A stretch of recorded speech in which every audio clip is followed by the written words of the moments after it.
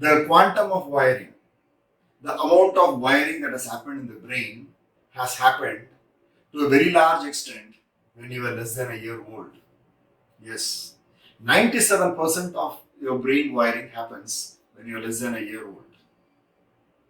97% of the remaining 3% happens when you're less than 3 years old. And the rest happens by the time, I would say, when you reach teenage or something like that. Which basically means the quantum of happiness and joy and success which you have experienced when you were less than 1 year old has directly contributed to the wiring in the brain. Imagine you buy a 60-watt bulb for your room. You come and plug it and then switch on the current. What will happen to the bulb? If more than 1 ampere of current passes through it, the bulb will burst.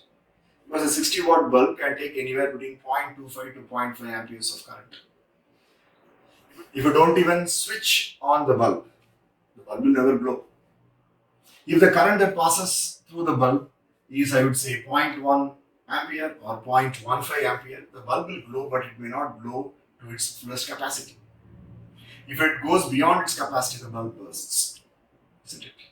The same thing happens in our brain. If we need to be more happy, we need more neural connections. We need more wiring.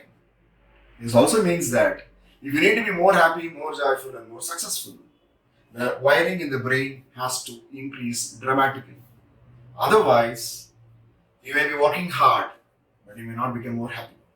Because if you become more happy, you generate more electricity in your body.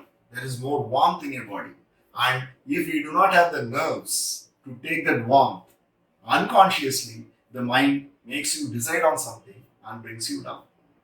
So life starts going in ups and downs because internally, the unconscious wants to protect your internality, the neural chemistry, and because of that, you go in circles.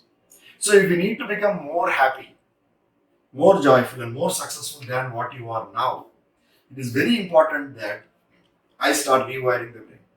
And rewiring the brain can happen if you spend just, I would say, 7 minutes a day. That's one of the most simplest tools. And the whole of self-hypnosis is to help you rewire the brain. You can learn more about it in the link.